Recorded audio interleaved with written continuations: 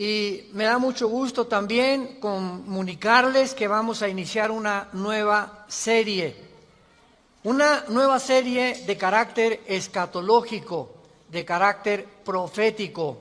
Cuando hablamos de escatología, logos, conocimiento, escato, las cosas del más allá o las cosas del final de los tiempos. Entonces la escatología es la rama de la teología que trata con las cosas de los últimos tiempos, o sea, las profecías de los últimos tiempos. Y así vamos a titular esta serie, Conociendo el fin de los tiempos. No cabe duda, damas y caballeros y santos de Dios, que estamos rodeados hoy, más que nunca, de un sinnúmero de eventos políticos, filosóficos, climatológicos, religiosos, amenazadores. En el mundo siempre ha habido guerras, en el mundo siempre ha habido depravación sexual, degradación moral, siempre ha habido revoluciones, golpes de Estado, etcétera, etcétera, pero nunca todas estas situaciones u eventos habían convergido como en el momento en que nos encontramos actualmente.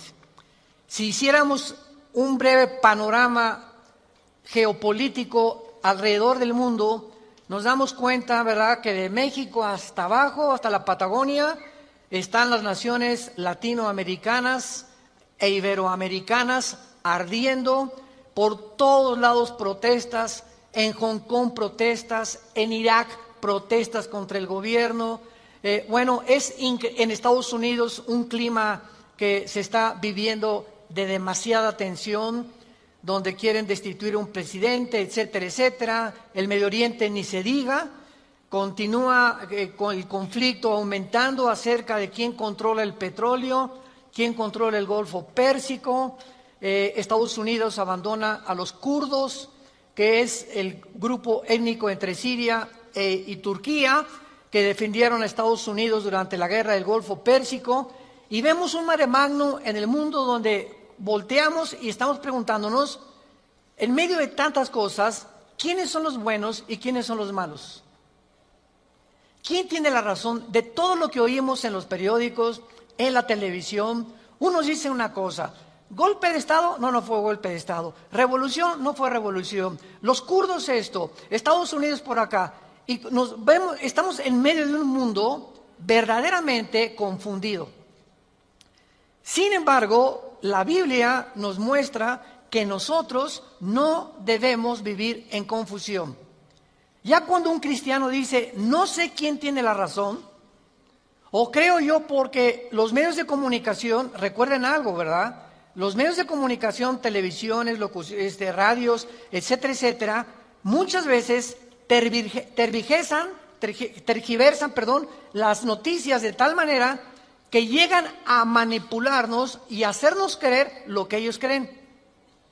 Entonces, dependiendo quién está detrás de los medios de comunicación, qué ideologías o qué filosofías o quiénes son los dueños de CNN o de BBC News o de Fox News, etcétera, etcétera, o en México, dependiendo quién se encuentra detrás, es la clase de mensaje que envían.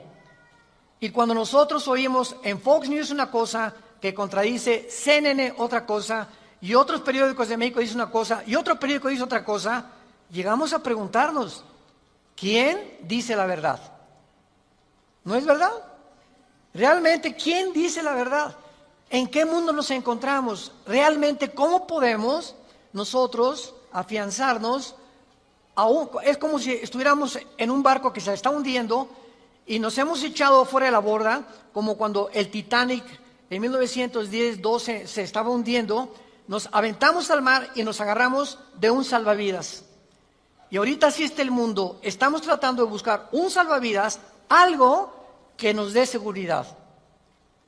Algo que ya no produzca tanta tensión en nuestras vidas, tanta angustia, porque el mundo vive angustiado. Hay demasiada ansiedad. La enfermedad número 1 que la Clínica Mayo en Rochester y el Hospital Hopkins en Estados Unidos, que son las dos clínicas médicas más respetadas que hay en el mundo en cuanto a evaluaciones y a sugerencias médicas, coincidieron hace algunos años en que el factor común denominador o la causa número 1, escúcheme con mucho cuidado, este es un dato que viene de clínicas médicas, no cristianas, la causa número 1 de las enfermedades mentales y físicas del ser humano en el siglo XXI es el estrés. El estrés es un estado de angustia, un estado de tensión, de ansiedad interna que no te deja vivir y que te hace que estés enojado contra el gobierno, enojado con tu papá, con tus hijos, etcétera, etcétera. Ves a toda la gente con recelo, no confías de nadie, te vuelves amargado, te vuelves amargada.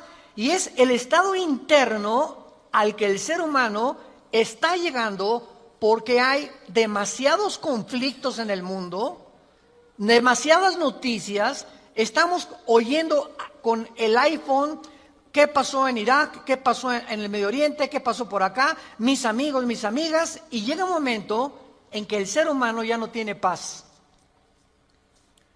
Ayer en el Congreso de Pastores que tuvimos en México, llegaron una familia a consultarme.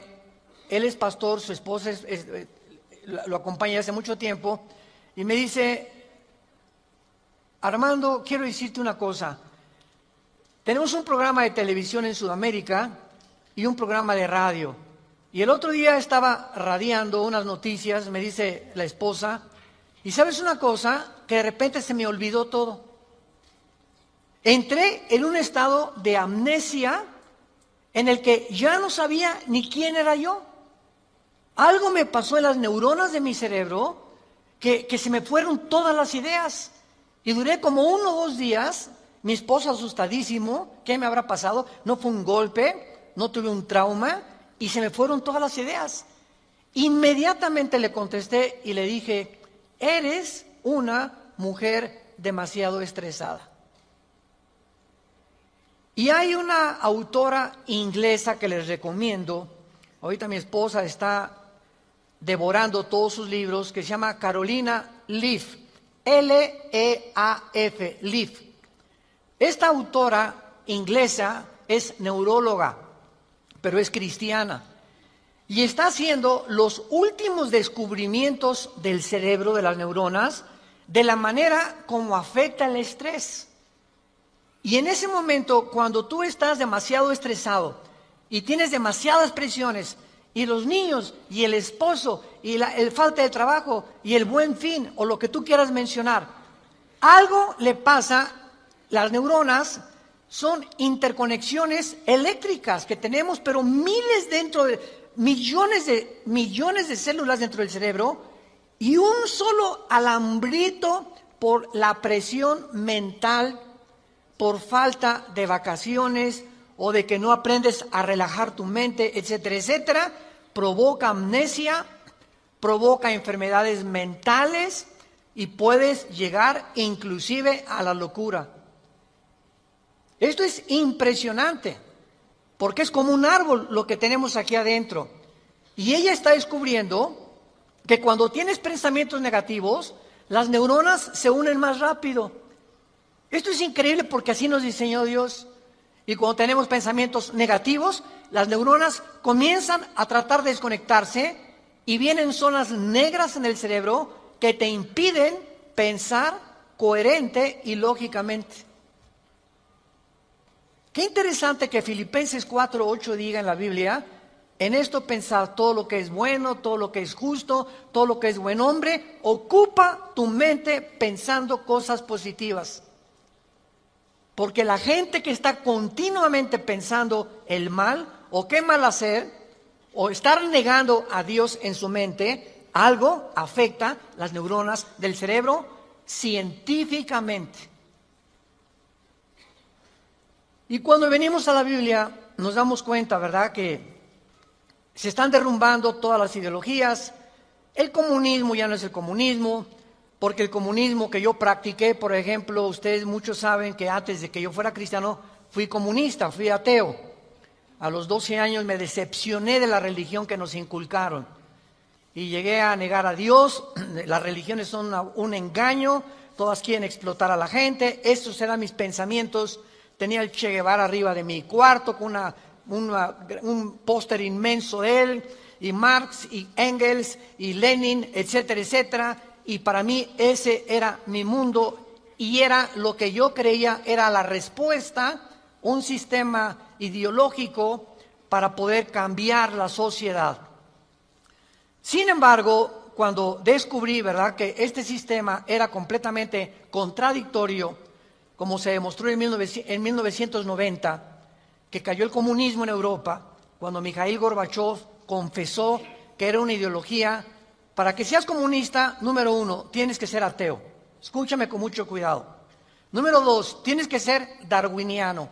O sea, tienes que creer que al morir no hay nada. Que vas a la tierra y que no hay Dios y ahí acabó. No hay otra vida, no hay mundo espiritual, no hay ninguna otra dimensión. Número 3, tienes que ser humanista, no humanitario, humanista. O sea, tienes que creer que el hombre tiene las respuestas para sus problemas. Ese es el humanismo. Cuando creemos que nosotros podemos resolver la pobreza, las injusticias, etcétera, etcétera. Que es la historia del fracaso de la Liga de las Naciones Unidas, la OTAN, la OEA, llámale como quieras. El hombre es incapaz de resolver los problemas que van más allá de nuestra capacidad para resolverlos. Ese es el humanismo. Entonces, si no hay esta plataforma, no eres comunista, es una mentira.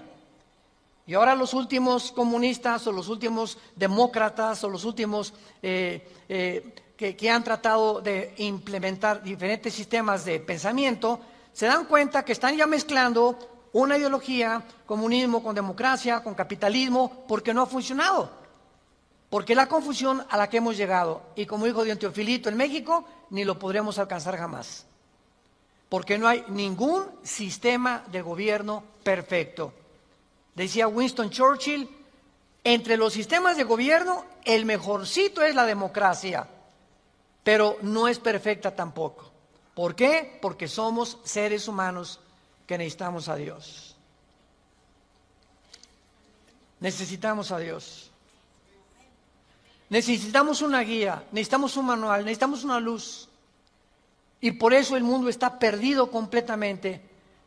Me decía el otro día un piloto que es vecino de la casa de ustedes, donde vivimos, de American Airlines, me decía: Armando, le digo, oye, cuando tú vas en el avión allá a 10,000 metros, 10 kilómetros arriba de la superficie de la Tierra, 33,000 pies, 35,000 pies, ¿cómo le haces para saber si no vas para acá o no vas para acá? O vas subiendo o vas bajando, porque la cabina del piloto es pues muy poquita, nada más ve lo que está enfrente. Me dice: Armando, sería imposible que nosotros piloteáramos sin instrumentos. Los instrumentos nos muestran claramente la dirección que vamos a llevar, a qué altura estamos, etcétera, etcétera. Sin instrumentos, un capitán de un barco en medio del océano no sabría cuál es el norte, el sur o a dónde irse si no tuviera una brújula. Y así nosotros no sabemos a dónde ir si no tenemos instrumentos, si no tenemos un mapa que nos ha dejado Dios, que se llama las Sagradas Escrituras. Y haríamos bien en estar atentos a este libro como una antorcha que alumbra en lugar oscuro, hasta que el lucero de la mañana salga en nuestros corazones. Vamos pues a abordar este tema y esta serie, porque ante todos los eventos que está el mundo atravesando actualmente, que amenazan nuestra tranquilidad, nuestra familia, nuestro futuro, provocan ansiedad, angustia. ¿Qué pasa si pierdo el trabajo? ¿Qué pasa si el peso pierde más valor ante el dólar? Si cae el petróleo. Si viene un gobierno en México, o si viene una guerra nuclear. Todas estas cosas producen ansiedad, producen incertidumbre, producen intranquilidad. Y Dios no quiere que vivamos así. Dios quiere que en medio de este mundo tengamos una esperanza, tengamos una seguridad de que las cosas van a mejorar. Que lo mejor de nosotros está por delante. Y que aunque el mundo sea cubierto de tinieblas, en nosotros debe haber luz. Porque somos la familia de Dios. Que dio a su Hijo en una cruz hace 2000 años para que pudiéramos comprender el mensaje del Evangelio, de las buenas noticias, de la gracia de Dios en su Hijo Jesucristo. Podemos saber exactamente, y este es el tema que vamos a abordar en toda esta serie, podemos en la Biblia encontrar datos, información que nos digan en qué tiempo de la historia nos encontramos. ¿Podríamos realmente decir con seguridad nos encontramos a 10 años de que Cristo venga, o a 5 años de que Cristo venga, o nos encontramos al borde de un caos nuclear, o estamos en la orillita de la autodestrucción del ser humano? Esta información se encuentra en este libro, porque cuando comienzas a escudriñar este libro y nos comenzamos a ver que Dios nos comienza a despejar incógnitas y los velos negros que nos impiden ver hacia adelante comienzan a ser quitados por la luz del Espíritu de Dios, comenzamos a caminar con confianza en la vida. Si yo estoy en una cueva oscura, yo no sé si dar un paso por acá porque no veo, está tan oscuro que a lo mejor está ahí un murciélago o una roca o algo, pero si alguien me da una lámpara, ¿qué hace la lámpara? Inmediatamente me alumbra 4, 5, 10 metros hacia adelante. Y con esa lámpara puedo caminar con confianza porque voy viendo dónde voy pisando. ¿Correcto? Bueno, así es exactamente en el mundo espiritual. El mundo ahorita no tiene lámpara, están así. ¿Será melón? ¿Será sandía? ¿Será, ya sabes quién? Por aquí, por allá, ¿y para dónde? Esto, ¿tendrá razón ellos? ¿Tendrá razón estos? ¿Tendrá razón este gobernante? Por acá, y así está el mundo. Pero cuando tenemos la palabra profética más segura, vamos a comenzar a caminar con confianza y a darnos cuenta del Dios que nos dice, no temas. No temas, estoy contigo, nunca te dejaré, nunca te voy a abandonar. Estaré contigo todos los días hasta el fin del mundo.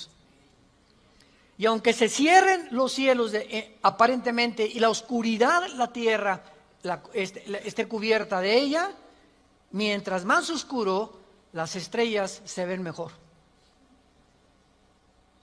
Mientras más oscuro, vamos a tener más luz, porque vamos a poder brillar en medio de las tinieblas. Claro que la Biblia nos va a revelar todos estos sucesos y calamidades antes de que sucedan, para que cuando sucedan corroboremos, comprobemos, confirmemos que Jesús tuvo realmente la razón y que Él es el Hijo de Dios. Y esto es lo que nos da la fortaleza, las convicciones, porque lo que más se necesita ahorita en el mundo es seres humanos con convicciones profundas en sus vidas, con mucha integridad para vivir. Y cuando tú eres una persona de una sola pieza, como dijo Pablo, yo sé en quién he creído, ya no te engaña la gente. Ya no te engañan las películas, no te engaña la televisión, no te engañan las noticias, porque tu fe está bajo una roca. Estás parado en un fundamento inconmovible. Y este fundamento es la palabra de Dios. Vayamos a ver algunos pasajes, en primer lugar, en el capítulo 46 del libro de Isaías. Si no traes la Biblia, por eso estás así. Con razón.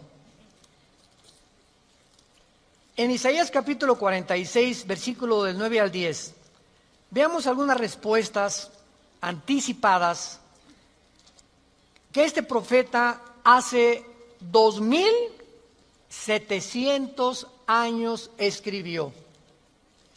Isaías 46, versículo 9 y versículo 10. Dice Dios: acuérdense de las cosas pasadas desde los tiempos antiguos, porque yo soy Dios y no hay otro Dios, y nada hay semejante a mí, que anuncio lo porvenir, desde el principio y desde la antigüedad, lo que aún no era hecho, que digo, mi consejo permanecerá y haré todo lo que quiero. En este pasaje Dios claramente nos muestra que Él va a demostrar, el Dios de la Biblia, que Él es Dios. Y que todos los demás dioses, ¿verdad?, no son realmente más que ídolos, y aunque detrás de todo esto hay criaturas espirituales que se le llama dioses en la Biblia, Él es el Elohim de los Elohim. Él es el Dios de los dioses, Él es el rey de todos los demás súbditos que ocupan el universo. Y que Él nos va a anunciar lo que va a venir para que sepamos algo. Lo que Dios dice va a permanecer. Y va a hacer todo lo que Él ha dicho que va a hacer en la Biblia. Veamos otro pasaje en el Nuevo Testamento, en Primera de Juan.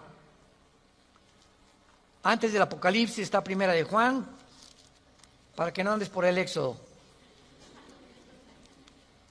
En Primera de Juan, capítulo 4, versículos 5 al 6, el apóstol, el último de los apóstoles de Jesucristo, que murió a los 93, 92 años de edad, fue el último que murió de ellos, escribe, Primera de Juan 4, del 5 al 6, ellos son del mundo. Siga con cuidado esta lectura. Ellos son del mundo, por eso hablan del mundo. Y el mundo los oye. Nosotros somos de Dios. El que conoce a Dios nos oye. El que no es de Dios no nos oye. En esto conocemos el espíritu de verdad y el espíritu de error. Tú prendes el radio y dices, ¿qué quiero oír? La charrita del cuadrante. Bueno, porque eso es lo que quieres oír. Pero al mismo tiempo tu aparatito de tu radio tiene ondas y tiene FM, tiene AM y tiene como 50 estaciones más que tú puedes oír. En el FM 91.3, 1440, etcétera, etcétera, ¿verdad? Pero tú sintonizas lo que tú quieres oír. El mundo espiritual que nos rodea, ahorita aquí cerca de nosotros, todas estas ondas radiales y de video y de televisión están pasando junto a nosotros, pero ese aparatito las capta, son invisibles. Y el hecho que no las veamos no implica que no existen, porque aquí están junto a nosotros. Pero ese aparatito lo prendo y capta esa onda que yo quiero, o hay otra banda más chica, o hay otra más grande, pero capta, repito, la estación que tú quieres bajar del mundo invisible. Y así pasa en el mundo espiritual. ¿A quién quieres oír? ¿A Buda? ¿A Marx? ¿A Che Guevara? ¿A Lenin? ¿A los brujos? ¿A los astrólogos? ¿A quién estás sintonizando en tu mente? Ellos son del mundo. Si tú eres del mundo, vas a oír a los líderes del mundo, a los religiosos, a los brujos, a los que te han prometido que tienen alguna verdad. Y por eso tu vida está como está. Pero si tú quieres sintonizar la frecuencia de Cristo, entona a Cristo en la Biblia. Entonces, por la forma y a quienes oímos, podemos confirmar si somos o no somos hijos de Dios. El que es de Dios, oye a Jesús. Mis ovejas, Juan 10, oyen mi voz y me siguen. Y yo les doy la vida eterna. Y no oirán la voz del falso pastor. Y aquí se trata de tu destino eterno, de tu familia, de tu matrimonio, de tus hijos. Tienes que aprender a discernir la voz de Jesús. En medio de tantas voces en la televisión, en los programas, en los radios, en libros que hay que nos rodean por todos lados, ¿a quién estás oyendo? ¿A quién estás leyendo? ¿Qué tipo de lectura tienes? ¿Qué tipo de actividades tienes para saber si tú eres y tienes el espíritu de verdad o tienes el espíritu de error? Muy bien. En la Biblia tenemos tres principales fuentes de información de las profecías bíblicas. Esto es bien importante. Hay tres fuentes de información en la Biblia que vamos rápidamente a verlas, que nos muestran la fase final de la historia humana en tres pasajes de la Biblia y que nos vienen realmente a confirmar en qué época nos encontramos. Estas tres son, en primer lugar, el Sermón del Monte de Jesús, que se encuentra en Mateo 24, Marcos 13 y Lucas 21. ¿Cuál es el Sermón del Monte? Cuando los discípulos se acercaron a Jesús, dinos, ¿cuándo será la señal del fin del mundo? ¿Cuándo serán estas cosas y cuándo será la señal de que tú vas a regresar? Y ahí Cristo comienza a enumerar una serie de eventos y señales. Habrá guerras, falsos profetas, muchos van a ser engañados, pestes, terremotos, y será el principio de los dolores. La segunda fuente de información se encuentra en Primera de Tesalonicenses, capítulo 4, del 3 al capítulo 5, versículo 4. Esta revelación la compartió el apóstol Pablo de los últimos tiempos. Y la tercera revelación acerca de los últimos tiempos la encontramos en el libro del Apocalipsis, del capítulo 5 al capítulo 19. En estos capítulos se encuentra claramente todo lo que la planeta Tierra y la humanidad va a atravesar. Ahora, muy bien, cuando estudiamos estos pasajes, podemos concluir que efectivamente vendrán tiempos difíciles al mundo, sorpresivos y amenazadores, que es de lo que hemos estado hablando en los últimos 10, 15 minutos. Nadie puede negar que vivimos en un mundo conflictivo, amenazador, que ha llenado al mundo, a los seres humanos, de ansiedad, de intranquilidad, de falta de paz, de suicidios, de mejor me quito la vida, o me emborracho, o me drogo. ¿Por qué los jóvenes se drogan? Pues porque es una forma de evadir la realidad. La realidad para muchos jóvenes es tan negro y tan negro lo que se ve en el mundo que ya no quieren o no creen que pueden atravesar esa cortina oscura, no creen que hay una luz detrás y se enfrentan a un mundo que parece que se los está comiendo, tragando, y prefieren salir de este mundo. Los que se drogan, ¿por qué se drogan? Los que se emborrachan, ¿por qué se emborrachan? Porque la realidad es tan cruda que no la quieren enfrentar en sus 5 sentidos. Entonces, detrás de cada persona drogadicta, alcohólica, etcétera, etcétera, se encuentra un conflicto interno espiritual. Porque como en el área forense, cuando tú estudias, yo recuerdo que hubo una época en mi vida que comencé a estudiar criminología, dactiloscopía y balística. Quería ser detective, imagínense. Siempre me ha gustado la investigación. Y me dio unos meses por meterme y compré libros, etcétera, etcétera. Y siempre cuando en esa área te involucras, los detectives o los investigadores siempre están buscando el motivo por el cual alguien le quitó la vida a la otra persona. Porque siempre hay un motivo del que cometió fraude. El motivo de por qué mató a su mamá. El motivo por qué abandonó a su esposa. Siempre detrás de cada acción hay un motivo. Y cuando descubrimos el motivo, nos ayuda a poder tener una pieza del rompecabezas más clara para poder averiguar o decidir quién fue el asesino o quién fue el ladrón o quién se encuentra detrás de eso. Y cuando nosotros vemos esto, ¿verdad?, que el motivo por el cual la gente hace lo que hace en el mundo, nos damos cuenta que el mundo está espiritualmente muriéndose. Y nosotros tenemos la medicina. Qué triste que tengas compañeros en tu escuela que estén tan confundidos que no les has hablado jamás de Cristo, que tengas amigos que haces negocios con ellos, que tengas un taller de carpintería, de plomería, o eres mecánico o abogado en tu bufete o un médico, y la gente a tu alrededor, vemos a la gente, caras vemos y están llorando por dentro, están deshechos por dentro. Que si esa hermanita, la enfermera que diga, ay hermanita doctora, ¿cómo está? Muy buenos días, ¿verdad? Y te encierras con ella y te pones enfrente de ella, te puedo olvidar, se quitan esa máscara que están usando y caen en una expresión de llanto, de angustia que están escondiendo, poniéndose una máscara de aparente felicidad. Y así las personas que tú ves, no es cierto que son lo que estás viendo. Detrás de cada persona se encuentra un drama. Se encuentran problemas más allá de lo que podemos imaginarnos.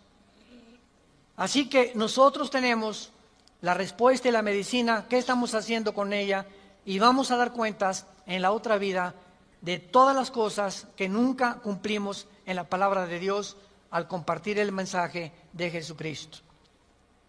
Ahora bien, vayamos a Mateo 24 y veamos rápidamente que del estudio de estos tres pasajes que acabamos de mencionar, el Sermón del Monte, Primera de Tesalonicenses 4 y el libro de Apocalipsis, podemos concluir, para poner el tapiz, el fundamento de nuestra serie que vamos a seguir desarrollando, que efectivamente estamos en el tiempo de eventos muy amenazadores, sorpresivos, y aunque nosotros los cristianos no querramos ver, ni vamos a estar, esto está garantizado, nosotros no nos vamos a encontrar en los acontecimientos del libro del Apocalipsis. La iglesia no va a encontrarse en los acontecimientos de Primera de Tesalonicenses 4, ni tampoco en el Sermón del Monte, más que en lo que les voy a mostrar ahorita. Y no vamos a ver nosotros el Armagedón. Creo que no vamos a conocer tampoco al Anticristo, pero hay algo que vamos a atravesar para que nos vayamos preparando y para que entendamos que para poder enfrentar lo que se viene, se necesita carácter. Carácter. ¿Qué es el carácter? Es la formación interna que el Espíritu Santo nos quiere dar, donde estableces fundamentos y convicciones inconmovibles en tu vida. He decidido hacer esto, lo haces. Puntualidad, responsabilidad. Una persona, un cristiano irresponsable, tiene mucho que trabajar con su carácter. Un cristiano que siempre llega tarde a todos lados, tiene que trabajar mucho con su carácter.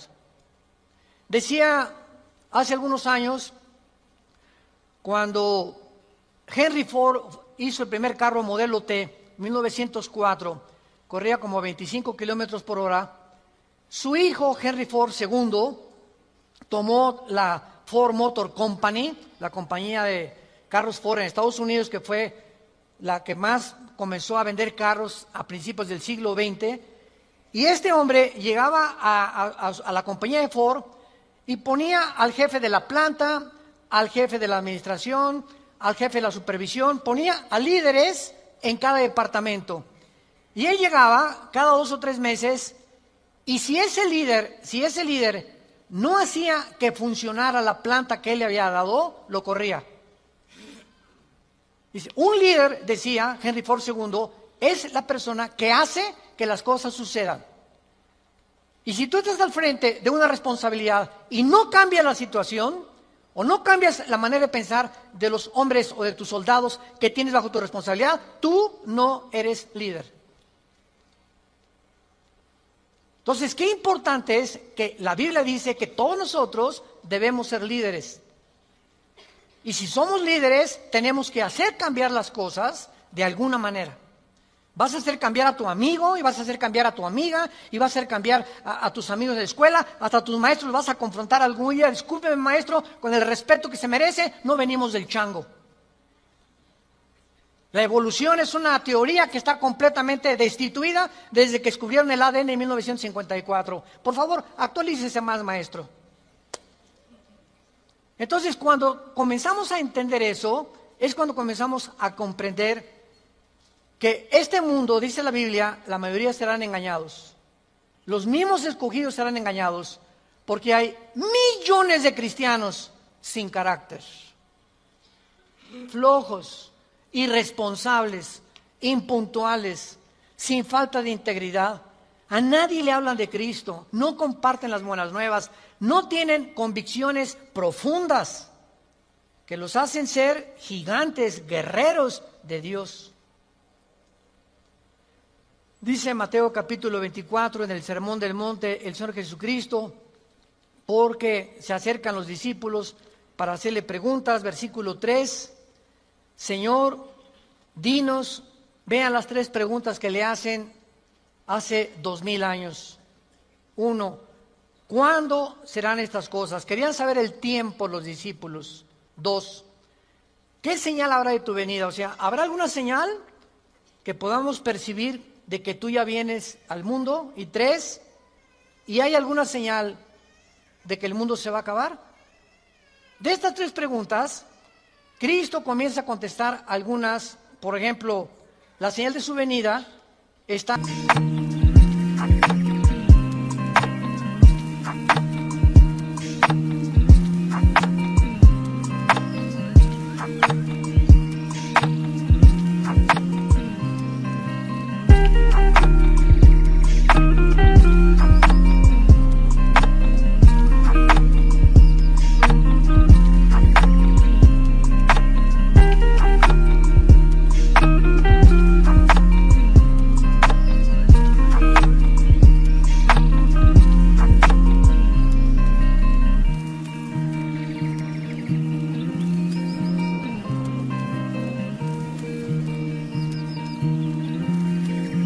hasta el versículo 29 y 30, cuando el sol se oscurecerá, la luna se pondrá, etcétera, etcétera, y esa es la señal de la venida de Cristo, que no vamos a estar aquí nosotros, porque primero es el arrebatamiento, y van a pasar 7 años de la tribulación, y viene Jesucristo en la segunda venida, y los que estén en la segunda venida, que se hayan convertido en la persecución del anticristo, van a saber que cuando vengan estas señales cósmicas en el cielo, Cristo aparecerá en las nubes junto con nosotros, porque regresaremos con Él. Pero lo que me interesa compartirles es el versículo 6 en adelante, que es lo que nos atañe a la generación que estamos viviendo. Oirán de guerras y rumores de guerras. Miren que no se turben, porque es necesario que todo esto acontezca, pero aún no es el fin. Porque se levantará nación contra nación y reino contra reino, y habrá pestes y hambres y terremotos en diferentes lugares. Muy bien, si leemos solamente el versículo 6, oirán de guerras y rumores de guerras, toda la historia han sido estos, ¿no es verdad? Desde que Caín asesinó a Abel, desde que Caín asesinó a su hermano Abel, toda la historia, de acuerdo, lo quieres apuntar, al Instituto para la Investigación para la Paz, en Suecia, Estocolmo, dictaminaron que de los 6,000 años aproximadamente de historia que tenemos, de 6,000 años, solamente ha habido 25 años de paz. La historia humana es una historia de guerras, guerras, guerras, guerras, guerras, guerras. En 6,000 años, 25 años de paz. O sea, siempre ha habido conflictos, revoluciones, golpes de Estado. Es la historia de nosotros. Pero entonces ahí podríamos quedar confundidos. Oye, Señor, ¿de qué estás hablando? Siempre ha habido guerras. Versículo 7, Él lo explica.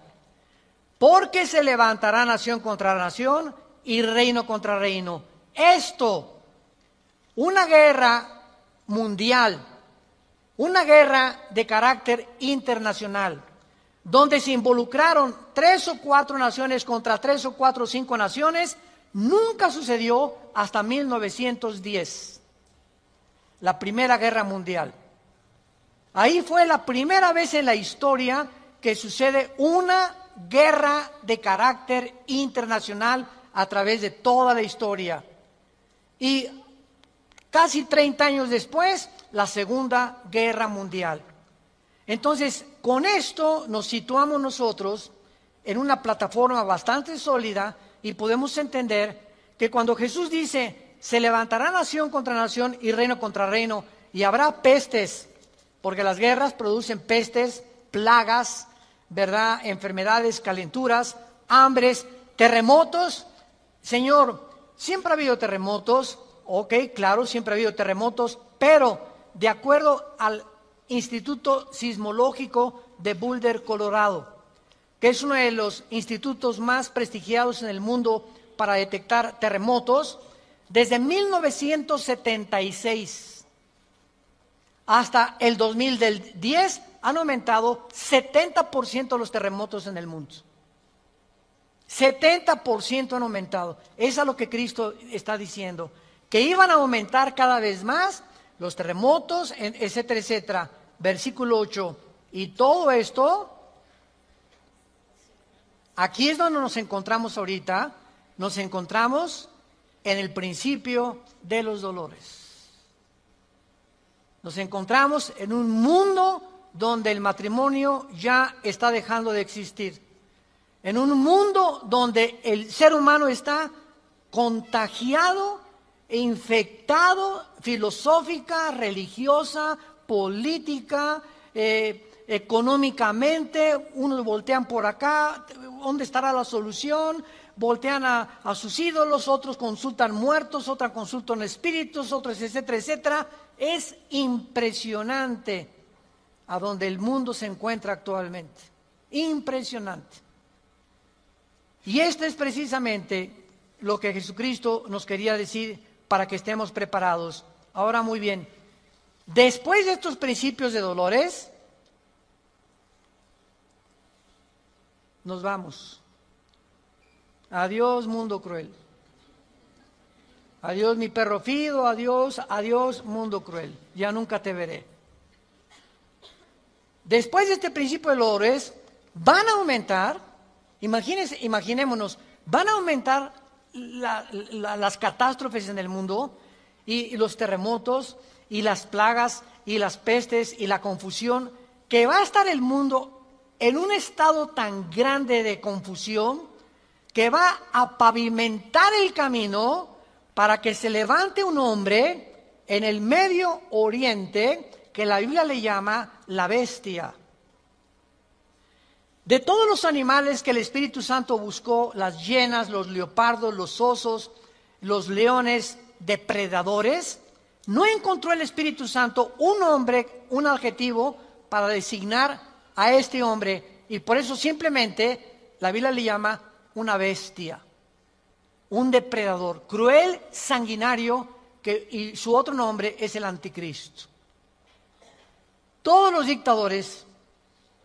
dictadores, síganme con cuidado, de la historia, todos han surgido de un mundo caótico. El caldo de cultivo para producir un dictador es que la situación se encuentre aparentemente sin solución. Corrupción, oscuridad, etcétera, etcétera. Y en medio de esto surgen hombres prometiendo mejorar las cosas. Hitler entró democráticamente. Stalin entró democráticamente. Saddam Hussein entró democráticamente. No es verdad que entren a través de un golpe de Estado los líderes, la mayoría entran a través del pueblo. Pero una vez que el pueblo los levanta, a ver quién los quita. Y en medio de esto es cuando el mundo va a ver en Europa, que va a estar una oscuridad total en Europa. Ahorita la salida de Inglaterra de la Unión Europea, el Brexit famoso. Ahorita en Europa ya no existe, damas y caballeros, santos de Dios. Las únicas dos naciones que sobreviven en Europa es Alemania y Francia. España, Portugal, Grecia e Italia están hundidas económicamente, sin dinero para poder levantarse. Y no hay ninguna esperanza para estas naciones. Había el Fondo Monetario Internacional que lo estaba manejando Alemania, se les acabó el dinero ya. Y Francia está ayudando un poquito a Alemania. Y gracias a Dios que en Alemania la ministra Angela Merkel es cristiana. En todo el mundo es la única líder que sus padres fueron pastores y ella dijo en enero de este año, Europa tiene que regresar a Dios. Entonces, Alemania está sobreviviendo, Inglaterra se está yendo sin los impuestos que le pagan las naciones a la Comunidad Europea o a la Unión Europea. Ya no va a haber forma de sostener una Unión Europea, que era el sueño de los europeos después de la Segunda Guerra Mundial. Y está el campo preparado para que surja el hombre, la bestia, el anticristo, el hijo de perdición, que la Biblia profetiza que se va a levantar y va a traer soluciones al mundo, va a resolver problemas de la pobreza, de la economía, de la política, ideologías, y el mundo se va a asombrar porque este hombre no va a ser un hombre normal. Va a ser un hombre poseído por un principado satánico. Lo hemos visto en otras conferencias en el libro del Apocalipsis, ya no nos da tiempo para eso. Pero va a ser un hombre que va a hacer milagros sobrenaturales. Y va a tener a un compadre que en Apocalipsis 13 se le llama el falso profeta, que va a ser, fíjense, un líder religioso unido a un líder político. El líder político, el anticristo, va a usar a un líder religioso para que el líder religioso convenza al mundo de ponerse la marca el 666. Y cuando el líder religioso convenza al mundo y haga milagros, este líder religioso, el anticristo lo va a matar. Y va a deshacer la ciudad de donde salga el líder religioso, y el anticristo, a la mitad de los 3 años y medio, va a proclamarse. Según Tesalonicenses capítulo 2, del 3 al 4, se va a proclamar que Él es Dios. Va a entrar al templo judío, va a violar el templo judío y va a hacer que el mundo lo adore como Dios. Pero, ¿será eso posible? ¿Que pueda llegar la humanidad a tal grado de adorar a un hombre como Dios? La historia nos enseña que el hombre no aprende de la historia. ¿Se acuerdan de esa frase? Y el que no conoce la historia está condenado a repetirla. ¿Qué pasó con los césares romanos? Los césares romanos mandaron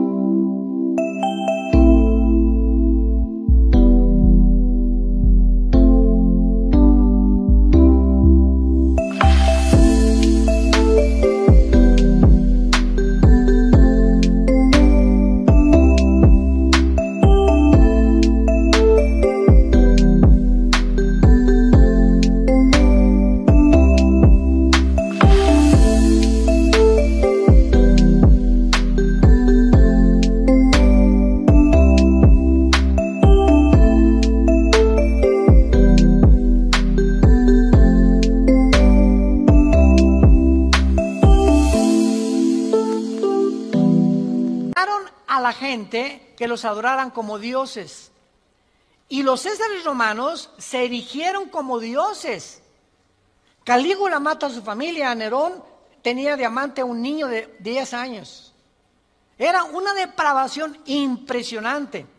Cuenta la historia que cuando un emperador romano estaba en el Coliseo, cuando vayan a Roma, vayan al Coliseo, es impresionante ver el Coliseo romano. Todavía en el Coliseo romano, cuando vayan a Roma, las manchas de la sangre de hace 2000 años, de los mártires que mataron los leones y quemaron vivos y que arrastraron, ahí están todavía las manchas de la sangre, que las han mantenido. Bueno, pues cuenta la historia, ¿verdad?, que estaba el César en un coliseo, en el Coliseo romano, y entonces todo el mundo se tenía que hincar y decirle, salve César. Y un hombre se quedó parado, que aparece en Apocalipsis, con el nombre de Antipas. Y entonces se quedó parado y el César le dijo a un centurión, ve por favor y ve que es esclavo, ¿por qué no se hinca? Y el centurión romano fue con Antipas. Le dijo, Antipas, tienes que hincarte porque si no te van a matar. Y entonces, y además le dijo el centurión, te van a matar, ¿y no ves que todo el mundo está contra ti? ¿No ves que tú eres el único? Y Antipas contestó, dile al César que si todo el mundo está contra mí, yo estoy contra todo el mundo, porque así murió mi Señor. Lo quemaron vivo en un balde grandísimo de aceite hirviendo. Y por eso Cristo le llama en Apocalipsis mi testigo fiel. Va a llegar un momento, santos de Dios, en que el mundo va a estar contra nosotros y ahí se van a denotar tus convicciones. Y si tus amigos están contra ti y tu familia está contra ti y el mundo está contra ti, nosotros estamos en contra de ellos. Porque nuestra fidelidad es al Hijo de Dios por los siglos de los siglos. Te damos gracias, Señor, por tu palabra.